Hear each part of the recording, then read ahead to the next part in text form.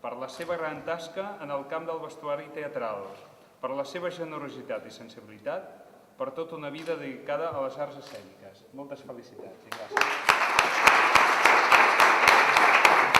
Amb aquest petit obsequi s'ha volgut reconèixer la tasca d'Antoni Robert Oliva. El manresà ha donat la seva important col·lecció de vestuari teatral al Cursal, un fons format per articles impecables o nous de diversos països d'Europa. Hi ha disfresses i vestuari de rei, d'època, vestits de festa per a dona, fracs i esmòquins, vestits de núvia, vestits per a clàssics catalans o pastorets. En total, més de 2.500 vestits. Però la donació no s'acaba aquí. També hi ha complements diversos com perruques de cabells naturals, sabates, cinturons, postissos, 520 barrets i 300 parells de sabates. Moltes de les peces són úniques, fetes a mà o acabades pel mateix Oliva. Un fons que Antoni Robert Oliva va començar a recopilar a Suïssa, on va ser actor de teatre durant 32 anys. En tornar a Manresa va seguir acumulant vestits i va obrir un local per llogar-los. Ho va fer fins al 2007, quan va caure malalt.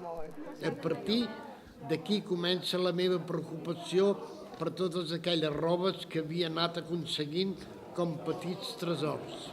Intento vendre, però no és possible, degut a que la roba estava molt deteriorada, fins que la directora i treballadora especial de la residència em proposen de fer una donació al Teatre Cursal de Manresa, proposta que accepto incondicionalment.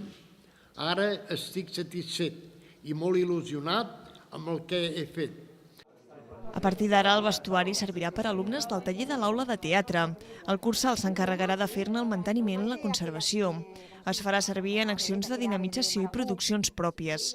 L'ús serà intern i regulat, tal com Oliva volia, i és que la seva gran por era que el que havia col·leccionat durant tota una vida s'acabés perdent.